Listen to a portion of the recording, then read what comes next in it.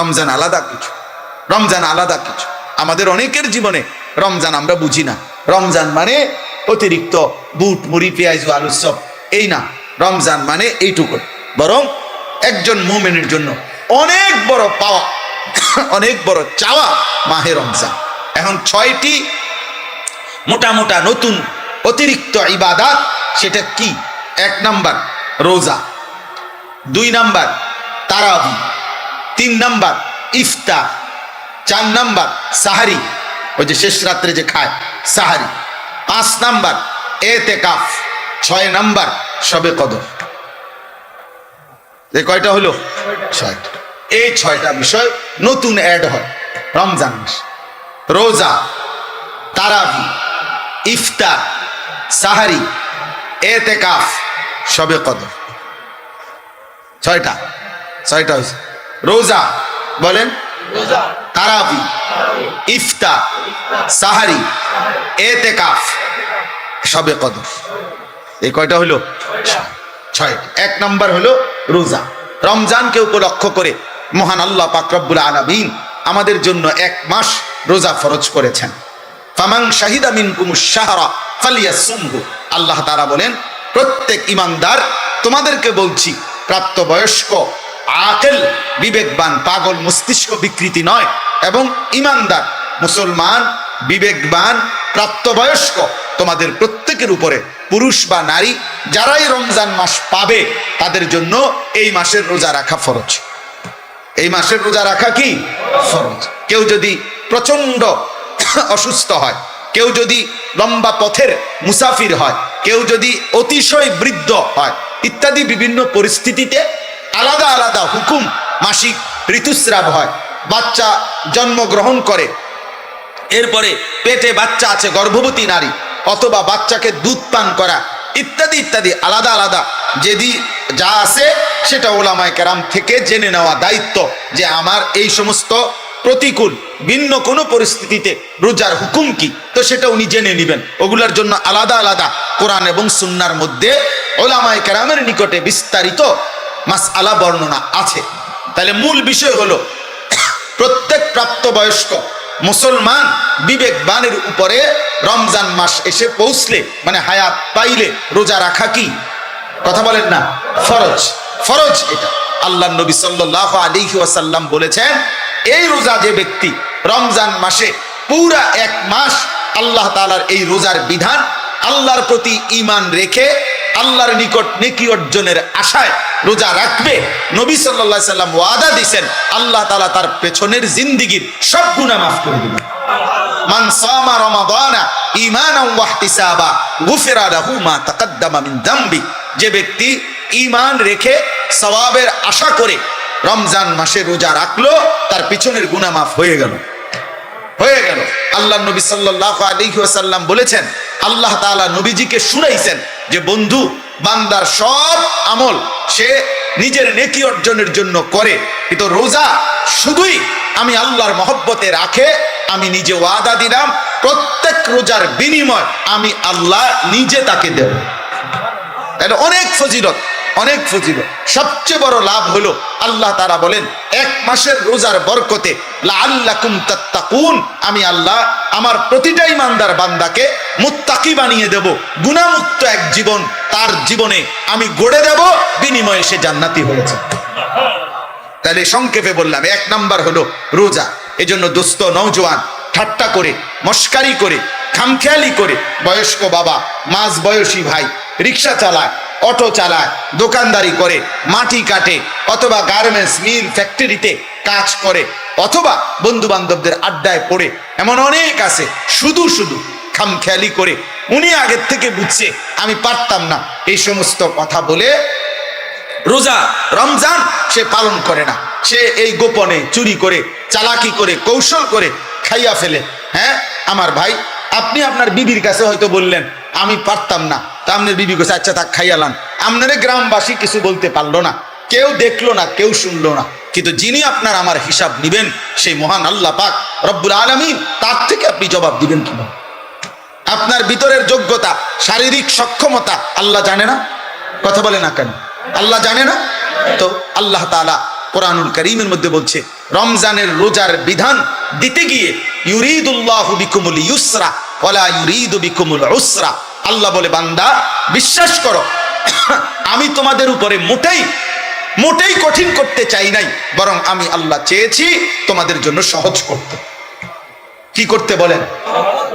অতএব রোজা, রমজানের রোজা কোনো যুক্তিতেই কঠিন হইতে পারে না, কঠিন হইতে পারে না, বরং কারো কোনো দুর্বলতা, অক্ষমতা, অসুস্থতা, যেই কোনো রকমের সমস্যার কারণে মাসআলার ভিন্নতা কোরআন সুন্নাহর মধ্যে আছে, ওনার দায়িত্ব সেটা জেনে নেয়।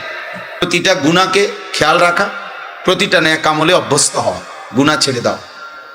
এই জন্য এই বয়সী ছেলে পেলে এটা অবশ্যই অসভ্যতা। এর দ্বারা শাহওয়াত তৈরি হয়, এর দ্বারা গুনাহর চাহিদা তৈরি হয়। এটা অনেক সময় তোমরা ভাবো, বুঝো না আর কি, মনে করছো বন্ধু, আমরা ফ্রেন্ড, এই জন্য একজন আরেকজনকে জোরে চাপ দিয়ে জড়ায়া ধরল। না, এটা ঠিক না, এটা ঠিক না, উচিত না। এই জন্য ব্যক্তি জীবনেও এটা খেয়াল করা উচিত।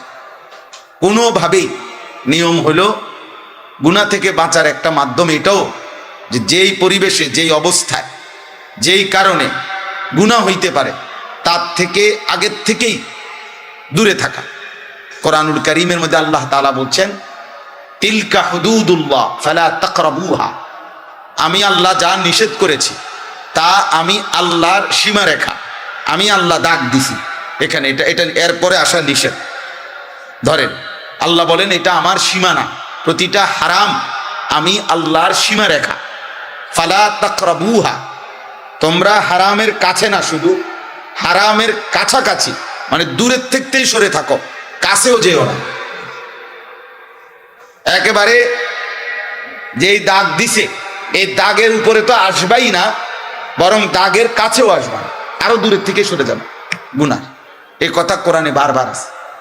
হযরত আদম এবং হাওয়া আলাইহিমাস সালাম সর্বপ্রথম যেদিন ওনাদেরকে আল্লাহ তাআলা নিষেধ করছেন যে তোমরা ওই নির্দিষ্ট গাছের কাছে যেও না, ফল খেও না জান্নাতের মধ্যে, ওইখানে ওই দিন নিষেধের বেলায় আল্লাহ তাআলা এই শব্দটা প্রথম দিনই ব্যবহার করছে, ওয়ালা তাকরাবা হাদিহিস শাজারা, তোমরা দুইজন এই গাছের কাছেও যেও না।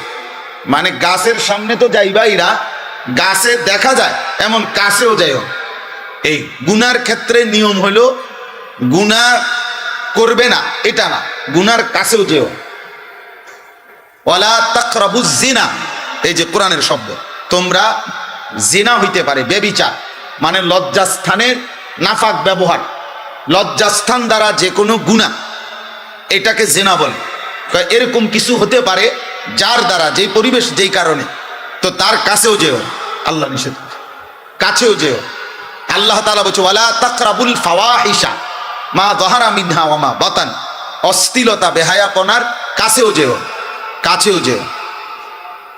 এই জন্য এটা গুরুত্বপূর্ণ, এই শব্দটা বারবার আছে কোরআন শরীফ, ওয়ালা তাকরাবা, ওয়ালা তাকরাবু, কাছেও যেও না, গুনার কাছেও যেতে নেই, গুনার কাছেও যেতে না। মায়া জালের মতো গুনাহ, অর্থাৎ গুনার কাছে যদি কেউ যায় তো গুনাহ তাকে টেনে নিয়ে যায়, তাকে আস্তে আস্তে অল্প অল্প করে, একটু একটু করে তাকে গুনার দিকে এগিয়ে নিয়ে যায়। কেউ একদিনেই হয়তো সব গুনায় অভ্যস্ত হয় না, কোনো মদখোর একদিনেই মদ খায় না, নেশাখোর, নারী লোভী, চরিত্রহীন, কিন্তু একদিন এই নিজেকে ছেড়ে দিলে হারামের ব্যাপারে কেউ যদি তাসাহুল করে, মানে যা নিষেধ তার ব্যাপারে যদি কেউ অবহেলা করে, একটু আধটু হইলে কিচ্ছু হইতো না, না, এই একটু আধটু একদিন তাকে পূর্ণ গুনার মধ্যে লিপ্ত করে ফেলে। এই জন্য এটা জরুরি, এই জন্য এটা জরুরি ভাই। সব সময় যদি মনে করো জীবন মানেই খামখেয়ালি, জীবন মানেই হাসি ঠাট্টা মজাক, জীবন মানেই তামাশা, এটা উচিত না। একজন সুস্থ স্বাভাবিক মানুষের সবকিছু বন্টন করা। বিবেকবান মানুষ বলে তাকে যে তার কর্ম বন্টন করে, কাজ, আমার খাওয়ার টাইম কতক্ষণ, আমার বিশ্রাম কখন, আমার পড়ালেখা কখন, আমার উপার্জনের জন্য ফিকির কখন, আমার নামাজের টাইম কখন, এইভাবে ভাগ করে। নয়তো নামাজের টাইম নির্ধারণ করে কেন, যে 7:30টায় এশার জামাত, 4:30টায় আসরের জামাত, এরকম টাইম ঠিক করে কেন? আল্লাহ তাআলা মানুষের কাজকে সময়ের সাথে বন্টন করে দিছে। হযরত আব্দুল্লাহ ইবনে মাসউদ রাদিয়াল্লাহু তাআলা আনহু তিনি বলতেন যে আমি আমার হায়াতের ওই মিনিট ওই সেকেন্ডকে অনর্থক মনে করি যে সেকেন্ড আমার আখিরাতের কোনো কিছু অর্জন হয় না। তিনি বলতেন আমি আফসোস করি আমার ওই সময়টুকুর জন্য যে সময়টুকু আমি আমার পরকালের জন্য কোনো পুঁজি সংগ্রহ করতে পারিনি। কোরআনুল কারীমের মধ্যে আল্লাহ তাআলা সময়কে ভীষণ গুরুত্ব দিয়েছেন আলাদা আলাদা করে। ওয়াল ফজর, আল্লাহ তাআলা বলছেন আমি আল্লাহ। এই ছেলে, কি ব্যাপার দোস্ত, ফাজলামি করো নাকি? আরে কি মস্কারি করো না? বিষয়টা কি কোনো পাত্তা দিলা না নাকি? হে আবার ওর লগে রসিকতা করে। আরে তুমি কি আমারে দেখো নাই আর কোনোদিন? সাবধান, তোমার চলে যাওয়ার অনুমতি আছে আব্বা। তুমি বাইরে গিয়া লাফাও নাইলে 2 ঠ্যাঙাল গিয়ে দিয়ে আমার কোনো আপত্তি নেই। মোবাইল না, শুধু যেটা মন চেটা, আমি তো অনুমতি দিছি যে যার দরকার হলে সে বাইরে চলে যাক, কোনো সমস্যা নেই। আমি এমনিতেই আসছি, মূলত আজকে আসতে চাই নাই। ফেরদাউস ভাইকে অনেকবার বলছি যে নির্বাচন পর দিন না আসলেই ভালো হয়, এ কথার উপরেই ছিলাম। জুমার আগেও, গতকালকেও, তার আগের দিনও জুমার নামাজে দাঁড়াইছি। আর আমি আজকে নামাজ যখন পড়াইতেছি জুমা, আমার কেন জানি নামাজের সময় কথাটা মনে হয়েছে যে ওনারা যে নিষেধ করতেছি যদি উনি রাগ করে। ও মকবুল ভাইরে নামাজের আগেও বলছি যে আসবো না, কিন্তু নামাজ অবস্থা হঠাৎ এই কথাটা 1 মিনিট আমার মনে হয়েছিল যে যদি উনি রাগ করে। তো আবার নামাজের পরে ড্রাইভারে বললাম আবু বকর ভাই আবার ফোন দেন, না যাবো। এই হলো হালাত। এই জন্য দোস্ত আমি ব্যক্তিগতভাবে এটা পছন্দ করি না। আবার আমি এই ব্যাপারে কঠোর। আমি শ্রোতা একজন হোক, কিন্তু গাফেল মানুষকে বলতে রাজি না, অমনোযোগী মানুষকে আমি বলতে রাজি না। যে কলস আল্লাহ রাসূল সাল্লাল্লাহু আলাইহি সাল্লাম বলছেন যে কলসি উল্টানো, এই যে মনে করেন এই পানির বোতল, এটা যদি উল্টানো হয় এভাবে, তাহলে এখানে আটলান্টিক মহাসাগরের পানি ঢাললেও এটা পুড়বে না। কেন? এটা উল্টানো। এই জন্য যেই দিল উল্টানো, যেই দিল গাফেল, ওইটার কাছে যদি 30 পারা কোরআনও বাইটটা দেওয়া হয়, সে তো এটা উল্টাইয়াই রাখছে, কাম হইতো না, আর কোনো পরিবর্তন হবে না। কারণ সে তো কথার প্রতি কোনো মনোযোগই নাই তার। তো তারে আপনার ফিকির হইলেও শুনছি খিচুড়ি দিব, এটা দিব কোন সময়, অথবা 1 ফোঁটলা বিরিয়ানি দিবনি, খবর ল দিলে দিয়ে লাই তো কহুদা ঘুরাইয়া লাভ কি? বুঝলেন না কথা? সাবধান আব্বা, মুসলমানের সন্তান প্রতি মুহূর্ত ফিকিরমান্দ হওয়া চাই। কাজের বন্টন সুস্থ স্বাভাবিক, এটা মানুষের পরিচয়। আল্লাহ তাআলা কোরআনুল কারীমের মধ্যে বলছেন ওয়াল আসর, আসরের কসম, ওয়াল ফজর, ফজরের কসম। আল্লাহ তাআলা কসম করছেন সময়ের আলাদা আলাদা। ওয়াল লাইলি ইদা ইয়াগশা, কসম করছি রাত্রির যখন তা পূর্ণ অন্ধকার হয়। এই যে আল্লাহ বলছেন ওয়ান নাহারি ইদা জাল্লাহা, কসম করছি দিনের যখন তা পূর্ণ আলোকিত হয়। এভাবে রাতের কসম করেছেন, দিনের কসম করেছেন, ফজরের কসম করেছেন, আসরের কসম করেছেন। ওয়ালায়ালিন আশরিন, 10 রাত্রির জিলহজ্জের আল্লাহ বলছেন কসম করছি। ওয়াদ্দুহা, সকালবেলার সূর্য যখন পূর্ণ আলোকিত হয়, ওই আলোকিত পূর্ণ সূর্যের ওয়াক্ত সময়ের কসম। ওয়াল্লাইলি ইদা সাজা, রাত্রি যখন পূর্ণ অন্ধকার হয় ওই সময়ের কসম। আল্লাহ তাআলা এইভাবে কখনো গভীর রাতের কসম, কখনো সন্ধ্যা রাতের কসম, কখনো ভোরের আলোর কসম, কখনো ফজরের ওয়াক্তের কসম, কখনো আসরের ওয়াক্তের কসম, কখনো 10 রাত্রির কসম। এভাবে আলাদা আলাদা সময়ের কসম করে আল্লাহ বলছে বান্দা সময় তোমার জীবনে প্রতি ঘন্টা মিনিট সেকেন্ড শতভাগ মূল্যবান, শতভাগ মূল্যবান। অ্যাম্বুলেন্সের পিছনে অনেক সময় লেখা থাকে, অনেক অ্যাম্বুলেন্সের পিছনে লেখা থাকে যেখানে প্রতিটি মুহূর্ত মূল্যবান। অর্থাৎ এই কারণে অ্যাম্বুলেন্স সর্বোচ্চ প্রায়োরিটি। রাস্তায় চলতে গেলে অ্যাম্বুলেন্সকে সর্বোচ্চ কি দেওয়া হয়? ছেড়ে দেওয়া হয়, যত জ্যাম হোক, যত ঝামেলা হোক। কারণ এখানে রুগীর প্রতি সেকেন্ড মূল্যবান। 1 সেকেন্ড দেরির কারণে রুগীটা মারা যাবে। এই জন্য যেখানে প্রতি মুহূর্ত মূল্যবান। আরবি কিতাব আছে, আরবি ভাষার প্রবাদ, আল ওয়াক্তু আনফাসুন লা তাউদু, সময় নিঃশ্বাসের মতো যার কখনো ফিরে আসেন। কোনো নিঃশ্বাস মানুষের আর ফিরে আসে না। এটা দ্বিতীয় নিঃশ্বাস, ওটা তৃতীয় নিঃশ্বাস, আগের টান। কোনো সেকেন্ড আর আসে না, এটা তো চলে যাওয়ার সেকেন্ড।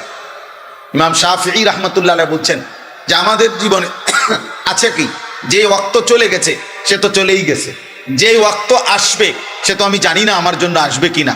কাজেই সময় আমার কতটুক, এই মুহূর্তটাই, প্রতি মুহূর্ত যে মুহূর্তে আমি আছি এই মুহূর্তেই আমার সময়। কারণ আগামীর মুহূর্ত আমার জীবনে আসে না নাই তার তো কোনো নিশ্চয়তা নাই। পিছনের মুহূর্ত তো চলেই গেছে, তাকে তো আর ধরে আনার সুযোগ নেই। পিছনের কোনো মুহূর্ত আর আনা যাবে না। আগামীর কোনো মুহূর্তের নিশ্চয়তা আছে, তাহলে এই শুধু এখন এটুকু সময়। পিন পয়েন্ট ধরলে তো আরো, মানুষের বর্তমান নাই বললেই চলে। প্রতি পিন পয়েন্ট মানে অর্থাৎ আপনি যদি একটা বল ফেন, শীষ কলম যদি আপনি ধরেন, একটা ফোঁটা দিলেন আর একটা জায়গার মধ্যে আপনি ধরলেন, ধরলেই চিন্তা করেন এখানে ধরলে এক এক সেকেন্ড যাইতেছে তো সে তো চলে যাচ্ছে, এক এক সেকেন্ড আসতেছে তো সেটা তো আসতেছে। তো মেন বর্তমান মুহূর্তটা তো নাই বললেই চলে, আস্তে আস্তেই চলে যায়, আর না আসতে তো ভবিষ্যৎ থাকে না। এই জন্য হায়াত একদম অল্প, সময় একদম অল্প, বাস্তবতা ভাই। ছেলেরা তোমরা যদি বুঝতা, বাবা আপনারাও যদি বুঝতেন, যিনি বৃদ্ধ তাকে আল্লাহ দয়া করেছেন, যিনি যুবক তাকে আল্লাহ দয়া করেছেন, যাকে আল্লাহ হায়াত দিয়েছেন তাকে আল্লাহ তাআলা রহম করছেন। এক একটা হায়াত, এক একটা ঘন্টা আল্লাহ তাআলার দয়া। বান্দা আমি তোমাকে সুযোগ দিচ্ছি। এই জন্য কোরআনুল কারীমের মধ্যে আছে প্রত্যেক মানুষের হায়াত কিয়ামতের দিন আল্লাহ তার বিরুদ্ধে সাক্ষী হিসাবে পেশ করবে, যে তোমার হায়াতই তোমার বিরুদ্ধে আমি আল্লাহর দেওয়া দলিল। কেন নামাজ পড়তে পারো নাই? আমি কি হায়াত দেই নাই? কেন আমার জিকির করতে পারো নাই? আমি কি হায়াত দেই নাই? কেন আমার কোরআন তেলাওয়াত করতে পারো নাই? আমি কি হায়াত দেই নাই?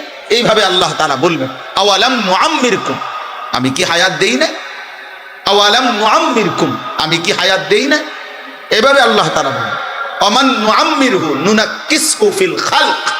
আল্লাহ বলেন আমি যাকে হায়াত লম্বা করছি তাকে আমি আল্লাহই পুনরায় আবার প্রথম অবস্থায় ফিরিয়ে আনছি। আফালা তাকিলুন, তোমরা কি বুঝবা না? আল্লাহ তাআলা বলেন তুমি দেখো, বৃদ্ধ মানুষটা তো বৃদ্ধ ছিল না, যুবক ছিল, মজবুত ছিল, আজ আবার বৃদ্ধ হয়ে গেল। এই জন্য দোস্ত প্রত্যেকের এটা উচিত, আল্লাহ তাআলা আমাদেরকে আমাদের ঘন্টা, মিনিট, সেকেন্ড, আমাদের হায়াতের কদর করার তৌফিক দান করেন।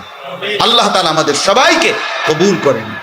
মাহে রমজান আমাদের সামনে, আমি মাহে রমজানকে সামনে রেখে, রমজান আমাদের সামনে 6টা কথা, ছোট্ট ছোট্ট 6টা বিষয় একটু একটু করে শুধু বলতে চাই, বললেই আমার কথা শেষ।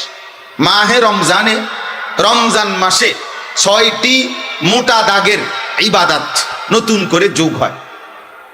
আগের সকল ইবাদত সেটা তো আছেই, আগের যত নিষেধাজ্ঞা, হারাম, গুনাহ এটা তো আছেই, নতুন করে 6টি গুরুত্বপূর্ণ ইবাদত রমজান মাসে যুক্ত হয়। একজন মুমিনের উচিত, আল্লাহ তাআলা যেহেতু আগের সমস্ত ইবাদত এর সাথে রমজানে আরো 6টি ইবাদত যুক্ত করেছেন নতুন করে, অতএব একজন মুমিনের উচিত একথা বুঝা যে রমজান মানেই ইবাদতের জন্য, রমজান মানেই আখিরাতের জন্য, রমজান মানেই নিজেকে গুনাহ থেকে মুক্ত করাবার জন্য, রমজান মানেই ভিন্ন কিছু, রমজান মানেই আলাদা কিছু, রমজান মানেই অনেক কিছু। এক ইমানদারের জন্য, যার আখিরাত দরকার, যার জাহান্নাম থেকে মুক্তি দরকার, যার মূলত জান্নাত দরকার, আর যার এগুলো দরকার নাই তার কাছে রমজান আর গাইরে রমজান ভিন্ন। রমজান এবং অন্য সময় বরাবর। তার হলো পেশাব পায়খানা, তো এটা তো সব মাসে বরাবর। তার হলো বাদ্যুকা খাওন, তো তার তো এটা বরাবর। তার তো হইলো যৌন চাহিদা পূরণ করা, লজ্জাস্থানের চাহিদা, এটা তো সারা মাসে সারা বছর বরাবর। তার জীবন তো হইলো খাইছে, ঘুমাইছে, পেশাব পায়খানা করছে, যৌন চাহিদা পূরণ করছে, যখন যেভাবে, হালাল হোক আর হারাম হোক, হালাল নিজের স্ত্রী দেখা হোক আর মোবাইলের নর্তকী দেখা হোক, যেমনে হোক নিজের চাহিদা পূরণ হইলেই হয়েছে। এই যে জীবন, এইটা যাদের জীবন জন্তু জানোয়ারের মতো, তাদের জন্য রমজান কিছুই না, আলাদা কিছুই না। কিন্তু খোদার কসম, যার জাহান্নাম থেকে মুক্তি দরকার, যে বুঝে আমার আল্লাহ আছে, যে বুঝে আমার আখিরাত আছে, যে বুঝে হাসরের ময়দান হবে, বিচার হবে, একদিন আমাকে আমার আমলনামা আল্লাহর সামনে নিতে হবে, আমার জীবনের সমস্ত ভালো মন্দের হিসাব আমাকে দিতে হবে, খোদার কসম ওই ব্যক্তির জন্য রমজান অনেক কিছু, অনেক কিছু। রমজান আলাদা কিছু, রমজান আলাদা কিছু। আমাদের অনেকের জীবনে রমজান আমরা বুঝি না। রমজান মানে অতিরিক্ত বুট মুড়ি পেঁয়াজ আলুর চপ, এই না। রমজান মানে এইটুকু। বরং একজন মুমিনের জন্য অনেক বড় পাওয়া, অনেক বড় চাওয়া মাহে রমজান। এখন 6টি মোটা মোটা নতুন অতিরিক্ত ইবাদাত, সেটা কি? 1 নাম্বার রোজা, 2 নাম্বার তারাবি, 3 নাম্বার ইফতার, 4 নাম্বার সাহারি, ওই যে শেষ রাত্রে যে খায় সাহারি, 5 নাম্বার এতেকাফ, 6 নাম্বার শবে কদর। যে কয়টা হলো? 6টা। এই 6টা বিষয় নতুন অ্যাড হয় রমজান মাসে। রোজা, তারাবি, ইফতার, সাহারি, এতেকাফ, শবে কদর। 6টা হয়েছে। রোজা বলেন, তারাবি, ইফতার, সাহারি, এতেকাফ, শবে কদর। এই কয়টা হলো? 6টা। 1 নাম্বার হলো রোজা। রমজানকে উপলক্ষ করে মহান আল্লাহ পাক রব্বুল আলামিন আমাদের জন্য 1 মাস রোজা ফরজ করেছেন। ফামান শাহিদা মিনকুমুশ শাহরা ফালিয়াসুমহু। আল্লাহ তাআলা বলেন, প্রত্যেক ঈমানদার, তোমাদেরকে বলছি, প্রাপ্তবয়স্ক, আকেল, বিবেকবান, পাগল মস্তিষ্ক বিকৃতি নয়, এবং ঈমানদার মুসলমান, বিবেকবান, প্রাপ্তবয়স্ক, তোমাদের প্রত্যেকের উপরে, পুরুষ বা নারী, যারাই রমজান মাস পাবে তাদের জন্য এই মাসের রোজা রাখা ফরজ। এই মাসের রোজা রাখা কি ফরজ। কেউ যদি প্রচন্ড অসুস্থ হয়, কেউ যদি লম্বা পথের মুসাফির হয়, কেউ যদি অতিশয় বৃদ্ধ হয়, ইত্যাদি বিভিন্ন পরিস্থিতিতে আলাদা আলাদা হুকুম, মাসিক ঋতুস্রাব হয়, বাচ্চা জন্মগ্রহণ করে, এরপরে পেটে বাচ্চা আছে, গর্ভবতী নারী, অথবা বাচ্চাকে দুধ পান করা, ইত্যাদি ইত্যাদি আলাদা আলাদা যেদি যা আছে সেটা ওলামায়ে কেরাম থেকে জেনে নেওয়া দায়িত্ব, যে আমার এই সমস্ত প্রতিকূল ভিন্ন কোনো পরিস্থিতিতে রোজার হুকুম কি, তো সেটা উনি জেনে নেবেন। ওগুলোর জন্য আলাদা আলাদা কোরআন এবং সুন্নাহর মধ্যে ওলামায়ে কেরামের নিকটে বিস্তারিত মাসআলা বর্ণনা আছে। তাহলে মূল বিষয় হলো, প্রত্যেক প্রাপ্তবয়স্ক মুসলমান বিবেকবানের উপরে রমজান মাস এসে পৌঁছলে, মানে হায়াত পাইলে, রোজা রাখা কি, কথা বলেন না, ফরজ। ফরজ এটা। আল্লাহ নবী সাল্লাল্লাহু আলাইহি ওয়াসাল্লাম বলেছেন, এই রোজা যে ব্যক্তি রমজান মাসে পুরা 1 মাস আল্লাহ তাআলার এই রোজার বিধান, আল্লাহর প্রতি ঈমান রেখে আল্লাহর নিকট নেকি অর্জনের আশায় রোজা রাখবে, নবী সাল্লাল্লাহু আলাইহি সাল্লাম ওয়াদা দিয়েছেন, আল্লাহ তাআলা তার পেছনের জিন্দেগীর সব গুনাহ মাফ করে দিবেন। মান সামা রমাদানা ঈমানান ওয়া ইহতিসাবা গুফিরা লাহু মা তাকাদ্দামা মিন যামবি। যে ব্যক্তি ঈমান রেখে সওয়াবের আশা করে রমজান মাসে রোজা রাখলো, তার পিছনের গুনাহ মাফ হয়ে গেল, হয়ে গেল। আল্লাহ নবী সাল্লাল্লাহু আলাইহি ওয়াসাল্লাম বলেছেন, আল্লাহ তাআলা নবীজিকে শুনাইছেন যে বন্ধু, বান্দার সব আমল সে নিজের নেকি অর্জনের জন্য করে, কিন্তু রোজা শুধুই আমি আল্লাহর মহব্বতে রাখে, আমি নিজে ওয়াদা দিলাম প্রত্যেক রোজার বিনিময় আমি আল্লাহ নিজে তাকে দেব। তাহলে অনেক ফজিলত, অনেক ফজিলত। সবচেয়ে বড় লাভ হলো, আল্লাহ তাআলা বলেন, 1 মাসের রোজার বরকতে লাআল্লাকুম তাত্তাকুন, আমি আল্লাহ আমার প্রতিটা ঈমানদার বান্দাকে মুত্তাকি বানিয়ে দেব, গুনাহমুক্ত এক জীবন তার জীবনে আমি গড়ে দেব, বিনিময়ে সে জান্নাতি হয়েছে। তাহলে সংক্ষেপে বললাম, 1 নাম্বার হলো রোজা। এজন্য দোস্ত নওজোয়ান, ঠাট্টা করে, মস্কারি করে, খামখেয়ালি করে, বয়স্ক বাবা, মাঝ বয়সী ভাই রিক্সা চালায়, অটো চালায়, দোকানদারি করে, মাটি কাটে, অথবা গার্মেন্টস মিল ফ্যাক্টরিতে কাজ করে, অথবা বন্ধু বান্ধবদের আড্ডায় পড়ে, এমন অনেক আছে শুধু শুধু খামখেয়ালি করে, উনি আগের থেকে বুঝছে আমি পারতাম না, এই সমস্ত কথা বলে রোজা রমজান সে পালন করে না। সে এই গোপনে চুরি করে, চালাকি করে, কৌশল করে খাইয়া ফেলে। হ্যাঁ আমার ভাই, আপনি আপনার বিবির কাছে হয়তো বললেন আমি পারতাম না, তা আপনার বিবি কাছে আচ্ছা থাক খাইয়ালান, আপনারে গ্রামবাসী কিছু বলতে পারলো না, কেউ দেখলো না, কেউ শুনলো না, কিন্তু যিনি আপনার আমার হিসাব নিবেন সেই মহান আল্লাহ পাক রব্বুল আলামিন, তার থেকে আপনি জবাব দিবেন কিভাবে? আপনার ভিতরের যোগ্যতা, শারীরিক সক্ষমতা আল্লাহ জানে না? কথা বলে না কেন? আল্লাহ জানে না? তো আল্লাহ তাআলা কোরআনুল কারীমের মধ্যে বলছে রমজানের রোজার বিধান দিতে গিয়ে ইউরিদুল্লাহু বিকুমুল ইউসরা ওয়ালা ইউরিদু বিকুমুল উসরা। আল্লাহ বলে বান্দা বিশ্বাস করো আমি তোমাদের উপরে মোটেই কঠিন করতে চাই নাই, বরং আমি আল্লাহ চেয়েছি তোমাদের জন্য সহজ করতে। কি করতে বলেন? অতএব রোজা, রমজানের রোজা কোন যুক্তিতেই কঠিন হইতে পারে না, কঠিন হইতে পারে না, বরং কারো কোনো দুর্বলতা, অক্ষমতা, অসুস্থতা, যেই কোনো রকমের সমস্যার কারণে মাসআলার ভিন্নতা কোরআন সুন্নাহর মধ্যে আছে, ওনার দায়িত্ব সেটা জেনে নেওয়া। কিন্তু ইচ্ছা করে রমজান মাসে আবদার জানাইতে হয় যে দোকানপাট, হোটেল, রেস্তোরাঁ খুলবেন না। হায় মুসলমান, এতটুকু নির্লজ্জ একজন মুসলমান কেমনে হয়? আপনার কাছে এটা আবদার জানাইতে হবে কেন? আপনি একজন মুসলমান না? এদ্দুর বিবেক, এদ্দুর আকল একজন মুসলমানের এতটুকু হবে না? এটা কথা হলো? এটা কথা হলো? এই জন্য আমাদের প্রত্যেকটা ছেলে দোস্ত, তোমাদের কাছে অনুরোধ, প্রত্যেকেই নিয়ত করেন যে ইনশাআল্লাহ আমরা রমজানের পুরো 1 মাস রোজা রাখবো ইনশাআল্লাহ। বলেন ইনশাআল্লাহ। ছেলেরা বলো ভাই ইনশাআল্লাহ। অনেক বড় কথা। সবচেয়ে বড় কথা হলো যুবকদের জন্য রোজার একটা বড় ফায়দা কি? রাসূলুল্লাহ সাল্লাল্লাহু আলাইহি সাল্লাম স্পষ্ট বলছেন ফাইন্নাহু লাহু বিজাউন, কোন ব্যক্তির যৌন চাহিদা নিয়ন্ত্রণ করার ক্ষেত্রে, নারীর প্রতি আকর্ষণ, নারীর প্রতি চাহিদা, জিনা ব্যভিচারের আগ্রহ, অসৎ চরিত্রহীন লম্পট্য, নিজের নফসের চাহিদাকে, হারাম চাহিদাকে দমন করার জন্য, নিয়ন্ত্রণ করার জন্য রাসূলুল্লাহ সাল্লাল্লাহু আলাইহি ওয়াসাল্লাম বলেছেন রোজা একটি কার্যকর মাধ্যম। এই জন্য কোন যুবক যদি সারা বছর নিয়ম মাফিক কিছু রোজা রাখতে থাকে, আল্লাহ চাহে তো তার চারিত্রিক সৌন্দর্য খুব দ্রুত ফুটে ওঠে। প্রতি সোমবার রোজা রাইখা দেখো, প্রতি বৃহস্পতিবার রোজা রাইখা দেখো, প্রত্যেক আরবি মাসে 3 দিন 13, 14, 15 রোজা রাইখা দেখো। এই কম বেশি তাহলে আল্লাহ রসুলের ওয়াদা যে রোজা একটি ঔষধ যার দ্বারা যৌবনের চাহিদা, যৌন চাহিদা নিয়ন্ত্রণ হবে। আর রাসূলুল্লাহ সাল্লাল্লাহু আলাইহি সাল্লামের কথা মিথ্যা হইতে পারে না, নবীজির কথা কি হইতে পারে না?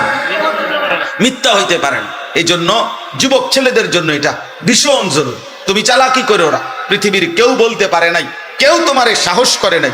তোমারে জিজ্ঞাসা করছে তোমার বাবা মা রোজা রাখতি না? রাখতাম না। আর কি? কিল্লে রাখতাম না কইছি আমি, এত কথা দরকার কি? না, কারোই কোনো দরকার নাই, তোমারই দরকার তোমার আল্লাহর কাছে হিসাব দেওয়া।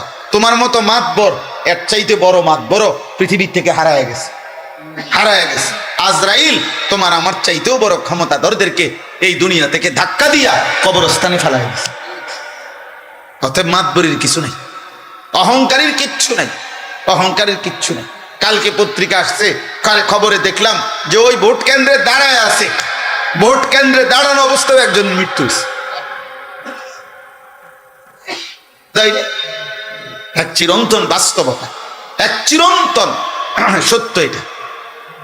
অতএব রোজা আমাদের কোনোভাবে রমজানের রোজা একজনের রোজা না, বরং একজন আরেকজন আমরা উৎসাহিত করবো ইনশাআল্লাহ। রাসূলুল্লাহ সাল্লাল্লাহু আলাইহি ওয়াসাল্লাম বলেন আসসিয়ামু জুন্নাতুন, রোজা হচ্ছে গুনাহ থেকে বাঁচার ঢাল স্বরূপ ঢাল। যুদ্ধের ময়দানে তরবারির সাথে যেরকম ঢাল থাকে, যা দ্বারা শত্রুর তরবারির আক্রমণ থেকে বাঁচানো হয়, নিজেকে রক্ষা করে, রোজা মানুষকে নবীজি বলছে যাবতীয় গুনাহ থেকে বাঁচার ক্ষেত্রে ঢাল স্বরূপ। আল্লাহ তাআলা তৌফিক দান করেন। আসেন দ্বিতীয় নাম্বার, তারাবি। দ্বিতীয় নাম্বার কি? তারাবি। 5 ওয়াক্ত নামাজ রমজান মাসেও ফরজ। আর এখনো কথা বলে না, 5 ওয়াক্ত নামাজ সারা বছরই মুমিনের জন্য কি? ফরজ। একটা কথা ছেলের আব্বা, তুমি খাও দাও ফুর্তি করো, যাই করো, কোনো অসুবিধা নাই, মনে রাখো, বাকি এতটুকু মনে রাখো, তোমার ভোটার আইডি কার্ড আর জন্ম নিবন্ধন সনদের হিসাবে না, বরং আল্লাহ রাসূল সাল্লাল্লাহু আলাইহি ওয়াসাল্লাম বলেছেন 5 ওয়াক্ত নামাজ যার জীবনে নাই, আল্লাহর নবী বলছে তার জীবনের মধ্যে ঈমানও নাই, ইসলামও নাই। নবীজি সাল্লাল্লাহু আলাইহি সাল্লাম বলছেন ফারকু মা বাইনানা ওয়া বাইনাল কুফরি আস-সালাহ।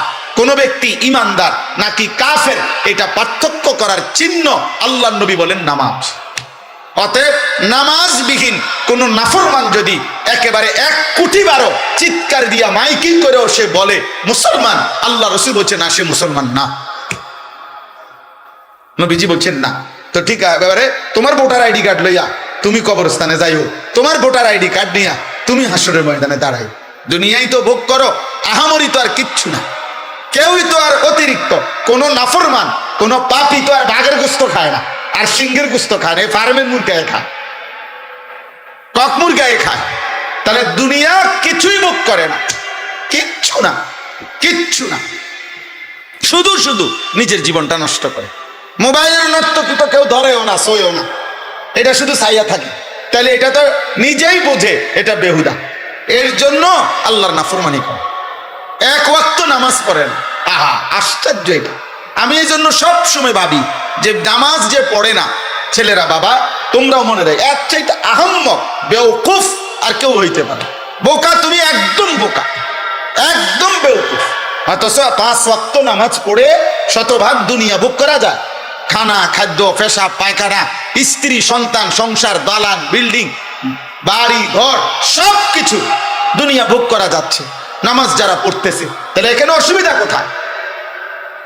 এখানে অসুবিধাটা কি? কি লাভ নামাজ না পড়ে? কি ফায়দা? কি ফায়দা? অনেক ছেলে তোমাদের বেনামাজির চেহারা দেখলেই চিনা যায়, উস্কো খুস্কো চুল, এগুলো কোনোভাবে শালীন সুন্দর না। চেহারা আরো পাউডার দিল, চেহারার মধ্যে একটা বিভৎস নাপাক তার চেহারার মধ্যেই ভাসে।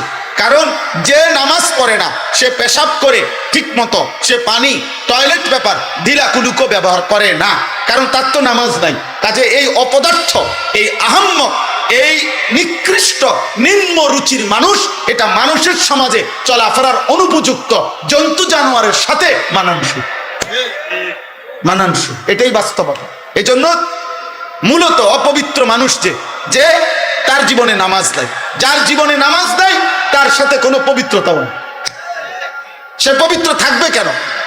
সে তো নামাজই পড়ে না, ওই পবিত্রতা দিয়ে করবো কি? ও তো পবিত্রতার কোনো মর্যাদাই বোঝে না, তার তো নামাজই না। এই জন্য দোস্ত, প্রথম কথা এটা, 5 ওয়াক্ত নামাজ, এটা ছাড়া মুসলমান হতেই পারে না। এটা একেবারে সহজ কথা। মান তারাকা সালাতাম মুতাআম্মিদান ফাকাদ কাফারা। নবীজি বলেন, ইচ্ছে করে যে নামাজ ছেড়ে দিল সে কাফের হলো।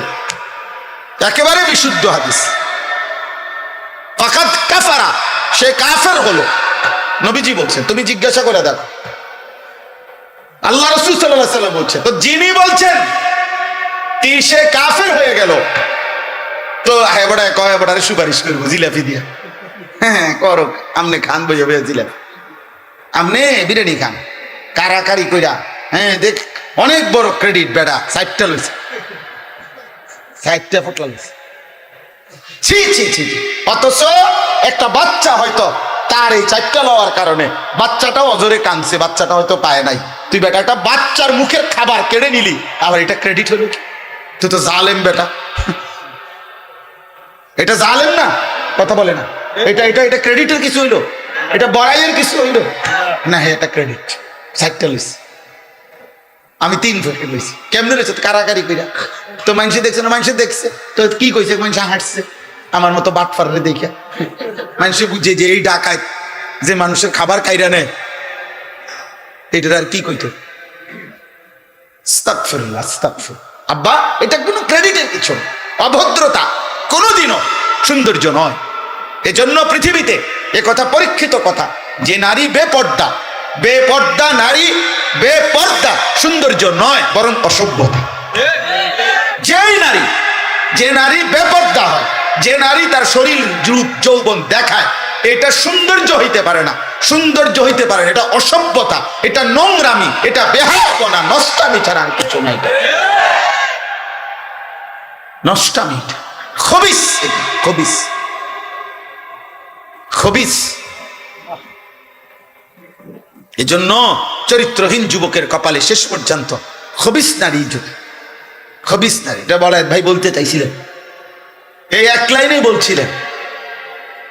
আমিও অনেক অসংখ্য অগণিত বাবা শত শত যুবক আমার জীবনে, আমি জানি আমার জীবনে অসংখ্য অগণিত, সারা বাহিরের অসংখ্য প্রবাসী যুবক আমগো কাছে ভয়েস মেসেজ, এরপরে হোয়াটসঅ্যাপে মেসেজ, লিখিত এবং আপনার ভয়েসে পাঠা, এগুলো শুনি মাঝে মধ্যে। কিছু আমার ওস্তাদ ছাত্র শোনে, হ্যাঁ, যারা দায়িত্ব দিয়ে রাখছি, এরা শুনে কি বলে, জীবন কত অশান্তির। এই যে তোমার বিবাহের পূর্বে চরিত্র নষ্ট করছে কোনো মেয়ে, কোনো নারী, কোনো মোবাইল, কোনো ছবি, তো ইনশাআল্লাহ এই পৃথিবীর কেউ বেটা আরেক তোর নাফরমান তোর পাপের খেসারত পৃথিবীর কেউ দিবে না, তুমিই দিতে হবে, ধুকে ধুকে, লজ্জায়, ঘৃণায়। আর এক নারী, বিবাহিত নারীর যখন অসভ্যতা দেখবা, হয় তোমারে পুড়ে পুড়ে তোমার জীবন জাহান্নামের টুকরা বানায়, সেদিন বুঝবা জীবন কত কষ্ট, কত কষ্ট। হ্যাঁ, এ কাল আজকেও এক ছেলেবেলায় ভাই মোবাইলে বারবার কল দিতেছে বিদেশ থেকে, হুজুর আমি 1 মিনিট কথা বলতে চাই আপনার সাথে। আমি বলছি না ভাই, তুমি তোমার কথা এটা ভয়েস পাঠাও। পরে এটা শুনলাম, এই কি বলে, দেশের হোক আর বিদেশের হোক, দোস্ত, গুনাহ কাউকে ইজ্জত দেয়, গুনাহ কাউকে ইজ্জত দেয়, গুনাহ মানুষকে ঘৃণা তৈরি করে। তোমরা যেই ছেলেগুলো নামাজ পড়ো না, তোমরা আল্লাহর দোহাই দিয়ে বলো, একটা ছেলে বলো এই সমাজের কোন ইমানদার, কোন বিবেকবান, কোন রুচি সম্পন্ন ভদ্র মানুষ তোমাদেরকে 1 পয়সা ইজ্জত দেয় না, তোরে কোনোদিন কেউ আপন করে ডাকে না। হ্যাঁ, তুমি চলো একজন নামাজি ব্যক্তির দিকে, একজন যুবক, হ্যাঁ, স্কুলে পড়ে, এসএসসি, ইন্টারমিডিয়েট, ক্লাস 8-এ পড়ে, কিন্তু চেহারায় যার নামাজের চিহ্ন আছে, চেহারা সুরতে যার মধ্যে চরিত্রবানের নমুনা আছে, তারে পুরা স্কুল, পুরা মহল্লাবাসী তাকে আদর করে, তাকে ভালোবাসে, মানুষ তাকে চিনে, যে ছেলেটা দেখতেই ভালো মনে হয়, ছেলেটাকে দেখতেই নামাজি মনে হয়। এই জন্য নামাজ এটা মুমিনের স্বাভাবিক ডিউটি। একজন মুসলমান সে নামাজ ছাড়া থাকে কিভাবে? একজন মুসলমান সে নামাজ ছাড়া মুসলমান হয় কেন?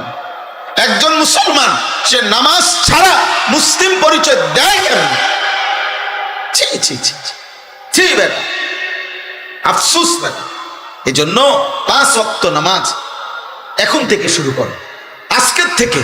তাইলে দেখা যাবে রমজান পর্যন্ত আল্লাহ তাআলা হায়াত দিলে রমজানের অতিরিক্ত নামাজ 20 রাকাত তারাবি আল্লাহ তাআলা দান করছেন।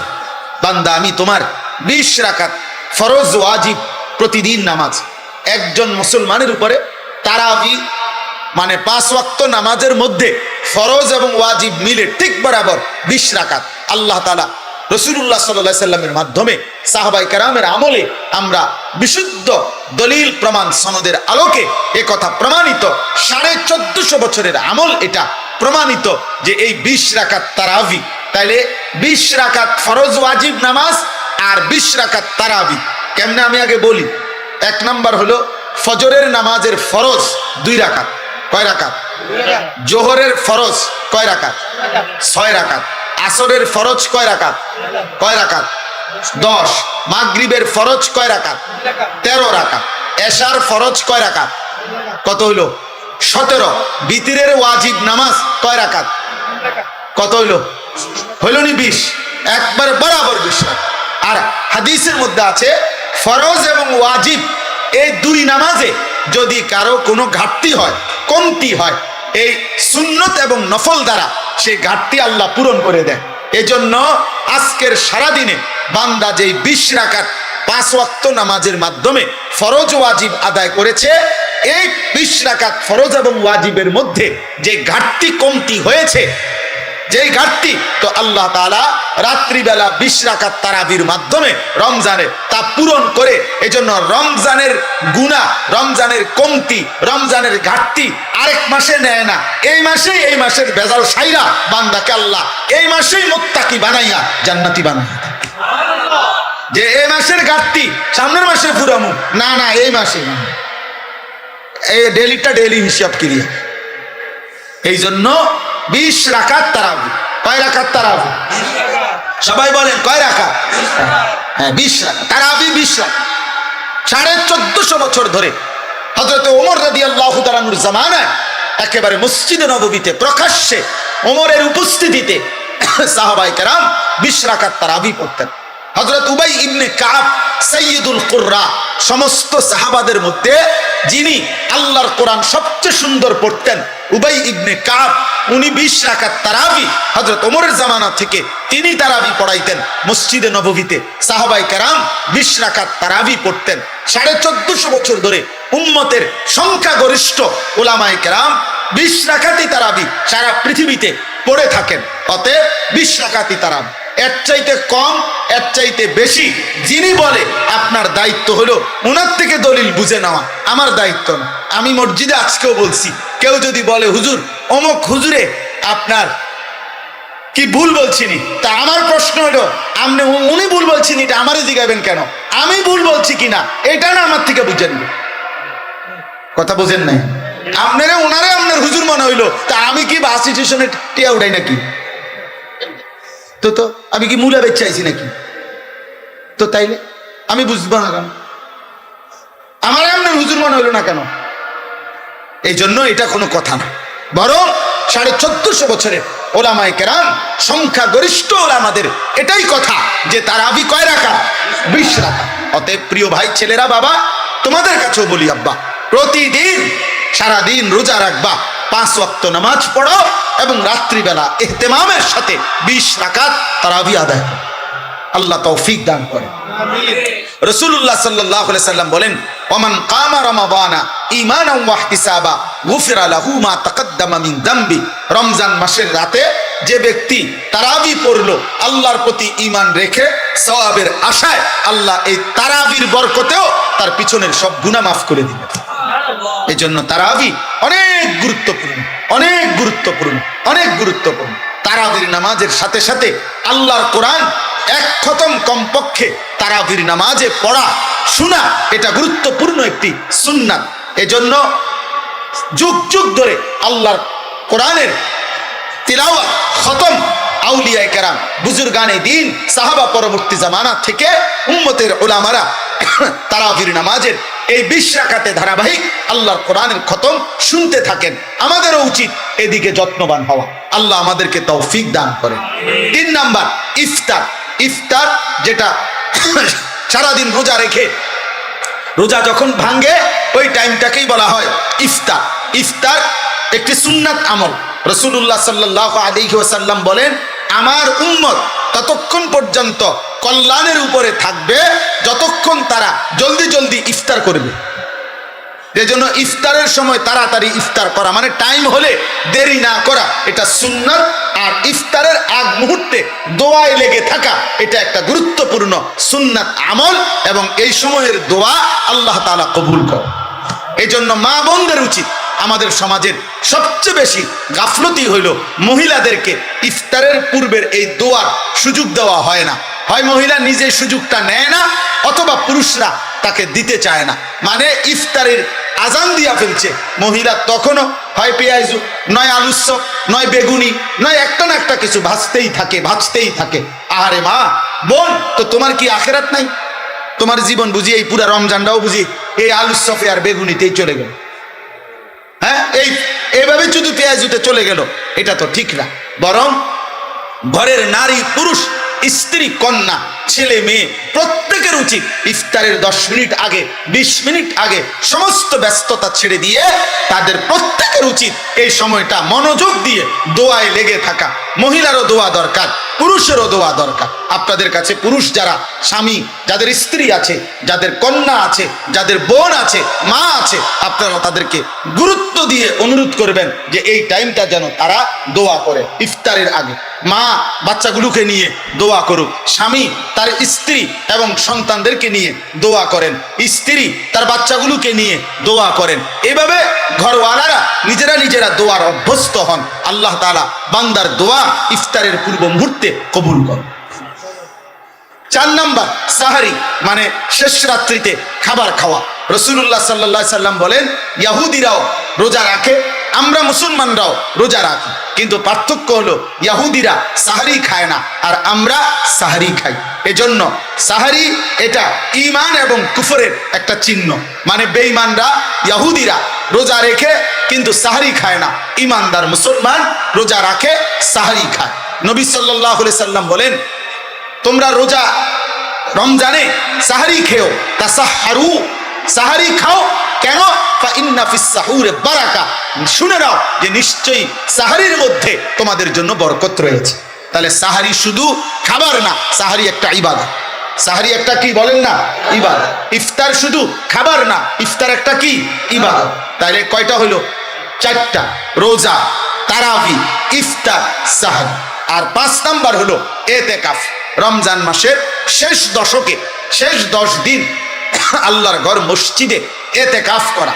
আল্লাহ নবী সাল্লাল্লাহু আলাইহি ওয়াসাল্লাম মদিনার মধ্যে মোট 10 বছর ছিলেন। 10ম বছর ইন্তেকাল করছেন। এই জন্য পুরা বছর হিসাবে 9 বছর, আর 10 নাম্বার বছর ইন্তেকাল করেছেন। এই জন্য নবী সাল্লাল্লাহু আলাইহি সাল্লাম মদিনার 9 বছরে কোন বছর রমজানের শেষ দশকে মৃত্যু পর্যন্ত তিনি এতেকাফ ছাড়েন নাই। আল্লাহ নবী সাল্লাল্লাহু আলাইহি সাল্লাম প্রত্যেক বছর রমজানের শেষ 10 দিন এতেকাফ করতেন। এর মধ্যে নবীজি সাল্লাল্লাহু আলাইহি সাল্লাম প্রথম বছর পুরা 1 মাস, ওই শার্টওয়ালা ভাই তুমি মোবাইল টিপো না, ওই ছেলে ভাইয়া তুমি বাইরে চলে যাও, ভাই তো হাসো না, ব্যাককলের মতো হাসো কেন? তুই বাইরে যাও, বা মোবাইল টিপতে তো মানা নাই, বাইরে যাও। আস্তাগফিরুল্লাহ, আস্তাগফিরুল্লাহ। আরে ভাইয়া বাইরে গিয়ে মোবাইল টিপো, আমি তো তোমারে বাধা দিচ্ছি না। জি চলো ভাই। তা এরপরে কি বললাম? এতেকাফ, রমজান মাসের শেষ দশক এতেকাফ করা। রাসূলুল্লাহ সাল্লাল্লাহু আলাইহি সাল্লাম প্রথম বছর এতেকাফ করেছেন পুরা 1 মাস, পুরা রমজান। আর ইন্তেকাল করেছেন যেই বছর, ওই বছর এতেকাফ করেছেন 20 দিন। তাহলে কখনোই তিনি এতেকাফ ছাড়ে নাই, আর বরঞ্চ 1 বছর এতেকাফ করছে পুরা 1 মাস, আর শেষ বছর এতেকাফ করছে 20 দিন। তাহলে ছেড়ে দিছে কোন বছর? কোন বছর ছাড়েন নাই কখনো তিনি। এবং আল্লাহ নবী সাল্লাল্লাহু আলাইহি সাল্লামের স্ত্রী আম্মা জান আয়েশা রাদিয়াল্লাহু তাআলা আনহা বলেন যে আল্লাহ নবী মৃত্যু পর্যন্ত এতেকাফ করেছেন, এবং নবীজির পরে নবীজির সকল বিবিগণ ওনারাও মৃত্যু পর্যন্ত নবীর স্ত্রীগণ এতেকাফ করেছে। এতেকাফ নবীর বিবিগণও ছাড়েন। এত গুরুত্বপূর্ণ আমাদের সমাজে এই ব্যাপারে প্রচন্ড পরিমাণ গাফলতি। নবীজি সাল্লাল্লাহু আলাইহি সাল্লামের ভালোবাসার দাবিদার, অভাব নাই, কিন্তু আল্লাহ নবী কোনোদিন মৃত্যু পর্যন্ত এতেকাফ ছাড়ে নাই। আপনি আমি কোনোদিন করি নাই, তাহলে নবীর সামনে দাঁড়াইবেন কেমন? তিনি যদি বলে যে উম্মত আমি কোনোদিন ছাড়লাম না, তুমি কোনোদিন করলা না, তো তুমি আমার লগে মহব্বতের কেমনে মিলল? এই জন্য একজন ইমানদার 2013 সালে আমার শায়েখ আল্লামা মুফতি মুশতাকুন নবী কাসেমি হুজুর আমারে বলছিলেন এই কথাইটা। 13 সালে, আজ থেকে প্রায় কত 13 বছর আগে, তখন হুজুর আমারে বলছিলেন মাওলানা নবী কখনো এতেকাফ ছাড়ে নাই, আপনি কখনো এতেকাফ তখন বলছিল করেন নাই, কেমনে বলবেন? নবীজির সামনে কি জবাব দিবেন? সেই দিন থেকে আলহামদুলিল্লাহ আমি গত বছর পর্যন্ত আর কোনোদিন আমার এতেকাফ ছোটে নাই, এবং এবছর আল্লাহ হায়াত দিলে পূর্ণ নিয়ত আছে। আমরা গত বছরও আমাদের শায়েখ আল্লামা মুফতি মুশতাকুন নবী কাসেমি হুজুরের মাদ্রাসার মসজিদে, 5 তলা মসজিদে প্রায় 1150 লোক এক মসজিদে একসাথে এতেকাফ করছে। 1150 উপরে হবে। হ্যাঁ, সারা বাংলাদেশ থেকে আল্লাহর বান্দারা প্রতি বছর একসাথে আমাদের সাথীরা আসে এতেকাফ করার জন্য। এই বছর ইনশাল্লাহ এমন হবে, আশা করি, আল্লাহ চাহে। তো ভাই বলতেছিলাম যে এতেকাফ একটি গুরুত্বপূর্ণ আমল। যুবক ভাই তোমরাও চেষ্টা করলে রমজানের শেষ 10 দিন আল্লাহর ঘরে এতেকাফে বসতে পারো। নিজ নিজ মহল্লার মসজিদে এতেকাফ করবা, নামাজ পড়বা, জিকির করবা, তিলাওয়াত করবা, মসজিদে 10টা দিন আল্লাহর ঘরে কাটাইবা। দেখবা কলিজার মধ্যে নূর আসবে, আখিরাতের মহব্বত আসবে, আল্লাহর ইবাদত করার প্রতি নতুন প্রেরণা যাবে। আমি আবারও বলতেছি ছেলের আব্বা, একটা মানুষের জীবন সুস্থ স্বাভাবিক জীবন 24 ঘন্টায় খামখেয়ালি।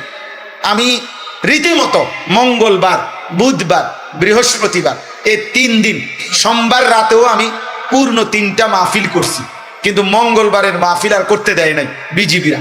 তো এই 3 দিনের মাহফিল আমার ছিল না, বাসায় ছিলাম আমি। এই গত 3 দিন আমি রীতিমতো হাঁফাইয়ে গেছি। মানে আমার কাছে মনে হয়েছে যেন এটা একটা আসমান জমিন বোঝা আমার উপরে, হায় হায় আজ 3 দিন আমার কোনো কাজ নাই, আমার এটা মাথাতে ধরে না, আমার এটা বুঝেই ধরে না,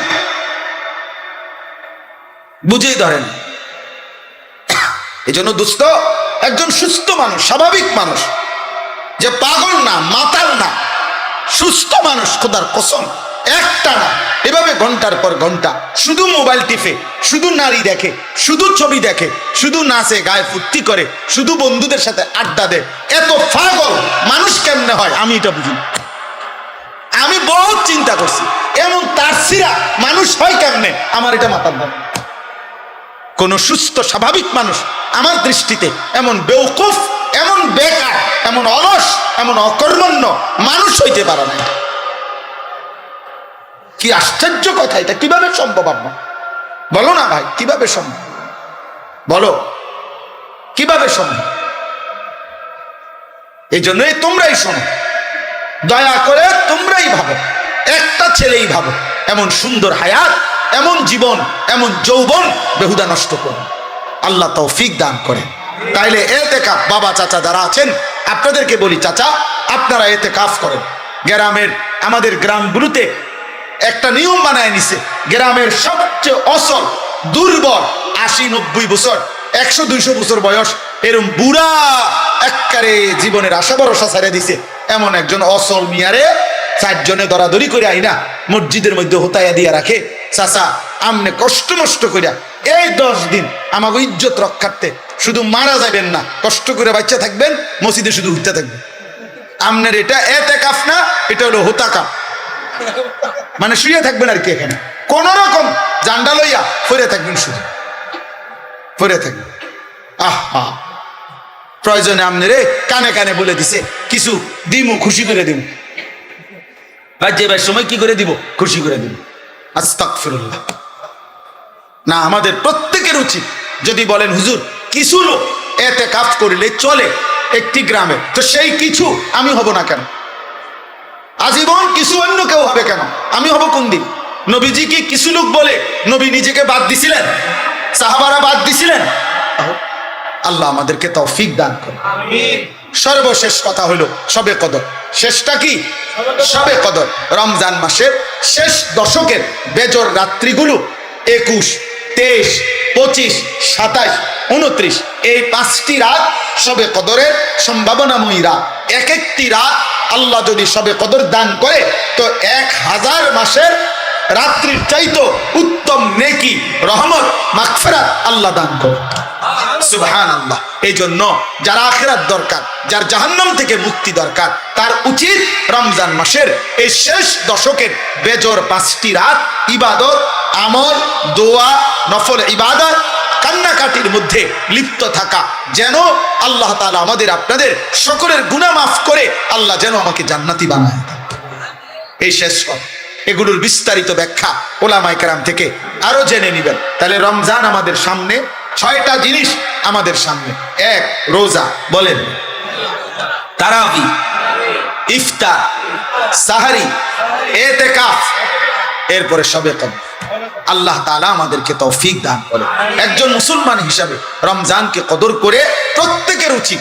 রমজান মানে ভিন্ন কিছু। আমার শেষ কথা এটাই, রমজান মানে ইমানদারের জন্য ভিন্ন কিছু, আলাদা কিছু, অনেক কিছু। যুগ যুগ ধরে বুজুর্গানে দ্বীন, আল্লাহর প্রিয় বান্দাগণ রমজান মাসে নিজেদের ইবাদত আমল অতিরিক্ত করতেন। আমার শায়েখ সেই 2013 সাল থেকে শায়েখের কাছ থেকে শেখা এই সবক, আলহামদুলিল্লাহ, আল্লামা মুফতি মুশতাকুর নবী কাসিমি হুজুর সব সময় বলে, মাওলানা রমজান মাস ভিন্ন কিছু। আলহামদুলিল্লাহ, আজ অনেক বছর হুজুরের সাথে প্রত্যেক রমজানের শুরুতে আমরা 2 দিন 3 দিন আগে আল্লাহর ঘরের জিয়ারতে, উমরার সফরে যাওয়ার চেষ্টা করি, আবার শেষ দশক ইতিকাফ করার চেষ্টা করি, এই আশায় যে রমজানে অন্যান্য কাজকর্ম কমাইয়া চেষ্টা করা, যে ইবাদত আমল আখিরাতের পুঁজি অর্জনের জন্য বেশি চেষ্টা করা। আলহামদুলিল্লাহ, এই নিয়তে কালকে আমি, রবিবার দিন আমার ফ্লাইট, কালকে হলো শনিবার, রবিবার দিন দুপুর 3:50 ইনশাআল্লাহ আমার শায়েখ আল্লামা মুফতি মুশতাকুর নবী কাসিমি হযরতের সাথে আমরা প্রায় 101 জন মোট একসাথে এক কাফেলায় উমরায় যাব ইনশাআল্লাহ। আমরাও আপনাদের জন্য দোয়া করব, আপনারাও আমার জন্য দোয়া করবেন। এই কাল ঘোরা দারুস সুন্নাহ এই মাদ্রাসা সর্বপ্রথম যেই বছর ক্ষেতের মধ্যে মাহফিল হয়, আমি সেই বছর থেকে আসছি। আলহামদুলিল্লাহ প্রতি বছর কম বেশি আসা হয়। আজকেও আল্লাহ তাআলা আনাইছে। ছেলেরা আমার, বাবারা আমার, সবার কাছে কথা, এই আমার শেষ কথা, যে এই চোখ একজন মোমেন হিসাবে, মুসলমান হিসাবে এই চোখ আল্লাহ যাকে দান করছেন তার উচিত এই নিয়ত করা দিল থেকে যে আল্লাহ আপনার ঘর কালো গিলাফ আমাকে দেখতে দিয়েন, মদিনার সবুজ গম্বুজ রসুলের রওজা আমারে দেখতে দিন। আমি সব সময় বলি, যেই চোখ আল্লাহর ঘর দেখে নাই, যেই চোখ মদিনার সবুজ গম্বুজ রসুলের রওজা দেখে নাই, ওই চোখ যেন কিছুই দেখে না, আসলেই দেখেন। ওই চোখ দেখার মজাই পাই নাই জীবনে, যে সে দেখলই কি, দেখলই কি মিয়া। চাচা মিয়া 3 ফুট বিদেশ পাঠাইছে, এবারে 3টা ছেলে, উনি জমি কিনছে আজ 60 বছর। আহা, চাচা কোনোদিন কলজাটার ভিতরে মালিকের ঘরের কথাও মনে পড়ে না। এই জীবনটা শুধু হিসাব, হুজুর বিদেশ বিদেশ, জমি বিল্ডিং, দোয়া করবেন। ফুলাগার আকামার মধ্যে ঝামেলা, মাইয়াগার বিয়ের মধ্যে সমস্যা, কদ্দু জাগা লইন না, বা বিল্ডিং, এই সব কথা। অথচ আল্লাহর ঘর দেখবেন কোন দিন? আল্লাহর ঘর দেখবেন কোন দিন? মালিকের ঘরে যাবেন কোন দিন? আল্লাহ আমাদের প্রত্যেকের কলিজা রাসূলুল্লাহ সাল্লাল্লাহু আলাইহি সাল্লামের রওজা, আল্লাহর ঘরের ভালোবাসা দান করেন। ছেলেরা তোমরাও স্বপ্ন দেখো, তোমরাও স্বপ্ন দেখো। আরে আব্বা, স্বপ্ন দেখলে, আল্লাহ মহব্বত থাকলে আল্লাহ একদিন তৌফিক দিয়েই দেবে। আল্লাহ আমাদেরকে তৌফিক দান করে। আমার প্রিয় ভাই, আজকে যারা আমার সাথে আসছেন, কোম্পানিগঞ্জের ব্যবসায়ী আমার ভাই নুরুল আলম ভাই, যিনি প্রথম 5,000 টাকা দিয়েছিলেন, উনি এবছর হজ্জে যাবে। আলহামদুলিল্লাহ উনি আজকে আসছেন। আমার এই সেলিম ভাই কোম্পানিগঞ্জ বাজারের ব্যবসায়ী, উনি এবার হজে যাবেন। আমার প্রিয় হাফেজ এরশাদ ভাই, সে এবার হজে যাবে। এইভাবে আজকে এমনি আশ্চর্য আসলে এটা, আমার সাথে ওনারা 3 জন আসছেন, 3 জনই হজে যাবে। আমিও উমরায় যাব। আমাদের বেলায়েত ভাই তো প্রতি বছরই হজ্জে যান। তাইলে আমরা আলহামদুলিল্লাহ এই মাদ্রাসায় মাশাআল্লাহ মাশাআল্লাহ উমরায়ও যাবেন। তাইলে আজকে একটা বরকতময় পরিবেশ। আমি নিজেও ভাবছি যে গিয়া হয়তো অল্প একটু সময় 2-4 কথা বলে চলে আসবো, কিন্তু মাশাআল্লাহ কম মানুষের ভিতরে আপনারা যে দান করেছেন, এটা আমার কাছে খুব ভালো লাগছে, খুব ভালো লাগছে। একটা সময় এই মাদ্রাসার শুরুর সেই ইতিহাস, অনেক করুণ ইতিহাস, অনেক ঝড় ঝাপটা, অনেক ধাক্কা, অনেক পেরেশানি, অনেক অস্থিরতা নিয়ে এই মাদ্রাসাটার শুরু। আলহামদুলিল্লাহ আজকে আপনাদের ভালোবাসা মাদ্রাসার প্রতি বাড়ছে, বলেন আলহামদুলিল্লাহ। বুঝাই যায়। আমি বেলায়েত ভাইরে বলছি যে চলেন একসাথে দুজনে ছেলেগুলারে পাগড়ি দেই। এরপরে বললাম দুজনে মিল্লা কালেকশন করি, যেটা উনি বললেন। আমি তো ব্যক্তিগতভাবে এত লম্বা সময় থাকি না কোথাও, কিন্তু আজকে এটাই মাহফিল, বললাম তো এমনি আসলাম। তো আলহামদুলিল্লাহ আশা হইল আল্লাহ তাআলা আপনাদের সবাইকে বরকত দান করেন। যে 10টা বাচ্চা হাফেজ কোরআন হিসাবে পাগড়ি দেওয়া হলো, আল্লাহ তাদেরকে জগৎ বাছা হাফেজ, আলেম, মুত্তাকি, আরেফ, রব্বানি বানায় দেন। মাদ্রাসার উস্তাদ, মাদ্রাসার শিক্ষক, মাদ্রাসার এলাকাবাসী যারা যেভাবে সহযোগিতা করছেন, আল্লাহ তাদের সবাইকে কবুল করেন। নওজওয়ান ছেলে, কিশোর যুবক, তোমাদের কাছে অনুরোধ, জি তোমরা প্রত্যেকে, তোমাদের কাছে অনুরোধ, ছেলেরা তোমরা 1 নিজের জীবন নষ্ট করো না, 2 নিজেদেরকে এই শেষ জামানায় ওলামায়ে কেরাম মাদ্রাসার পরিবেশে সাথে মিলায় একদিন নাইলে পথ হারাইয়া ফেলবা। একদিন সত্যি বললাম আব্বা, জীবন চলার পথে এমন জায়গায় গিয়ে থামবা যেদিন আর অন্ধকার ছাড়া আর কিছুই দেখবা নারীও ধোকা, মোবাইলও ধোকা, বন্ধুরাও ধোকা। আমার সেই ছোটবেলার প্রাইমারি স্কুলের একটা ক্লাসমেটও আজ আমার সাথে কেউ নাই। আমার ছাত্র জীবনের কেউ আমার মাদ্রাসাতেও থাকে না, আমার সাথেও কেউ থাকে না। আমার সেই ছোটবেলার বন্ধুরা সব কে কোথায় আছে কে জানে, কে জানে।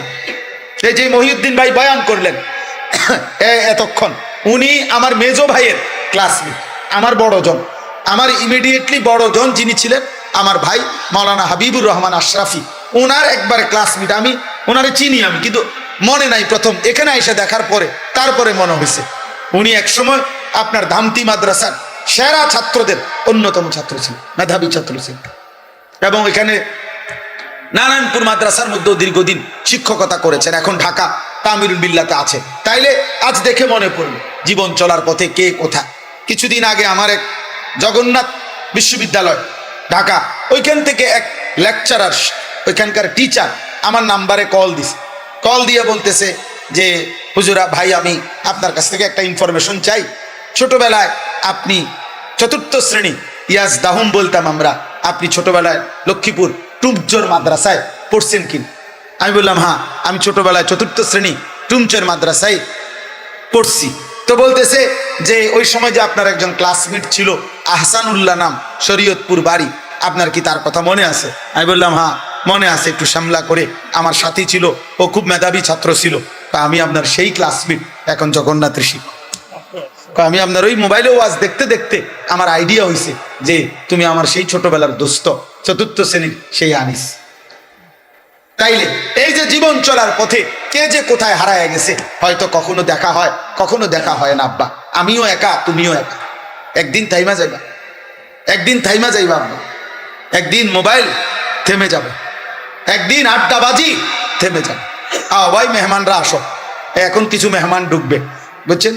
কিছু মেহমান আছে মাহফিলে থাকে, যারা আপনার মেহমান হিসাবে ঘোরে, যে যদি শুনে যে হ্যাঁ জি, তো এই কারণে এইটা ভাই, তো মেহমান হিসাবে কদর করা উচিত। ওরা আল্লাহ তাআলা এই মেহমানদেরকেও বরকত দান করে, আল্লাহ মেহমানদেরকেও হায়া লজ্জা শরম দান করে। জি, তো সর্বশেষ কথা হলো যে মাদ্রাসা আমাদের সবার ভালোবাসা। আলহামদুলিল্লাহ, মাদ্রাসার এই নতুন ঘর তৈরি করা হচ্ছে। সবার কাছে অনুরোধ, আপনারা আপনাদের ছেলেদেরকে, মেয়েদেরকে, আপনাদের সন্তানদেরকে আপনারা মাদ্রাসায় পড়ান। বাবা, আল্লাহর কোরআনের সাথে কোনো বিরোধিতা হয় না, রাসূলুল্লাহ সাল্লাল্লাহু আলাইহি সাল্লামের হাদিসের সাথে কোনো আসলেই কোনো বিরোধিতা হয় না। আল্লাহর কোরআন শিখবে বিশুদ্ধ, এটাই বাস্তবতা। আজকের পৃথিবীতে সারা পৃথিবী এটা জানে, বিশেষ করে গোটা আরব বিশ্ব জানে আমাদের এই নুরানি পদ্ধতি এবং এই মাদ্রাসাগুলো নুরানি পদ্ধতিতে যে পড়ানো হয়, এর দ্বারা যে কোরআন শরীফ বিশুদ্ধ করা হয়, এটা আজকে সারা বিশ্বে একটি প্রতিষ্ঠিত কথা যে নুরানি পদ্ধতিতে এবং আমাদের এই মাদ্রাসাগুলোর পদ্ধতিতে, আমাদের কওমি মাদ্রাসার পদ্ধতিতে সবচেয়ে বেশি কোরআন শরীফ বিশুদ্ধ শিখানো হয়। এটা সারা পৃথিবী বিখ্যাত, আলহামদুলিল্লাহ। অতএব আপনারা আপনাদের ছেলেদের আখিরাতের জন্য, আল্লাহর কোরআন শিখবার জন্য, দ্বীন শিখবার জন্য আপনারা মাদ্রাসায় ভর্তি করাবেন। আল্লাহ তাআলা আপনাদেরকে তৌফিক দান করেন, কবুল করেন। আল্লাহ এই মাদ্রাসায় ভরপুর বরকত দান করেন, মাদ্রাসার জরুরত আল্লাহ তাআলা পূরণ করে দেন, আমিন।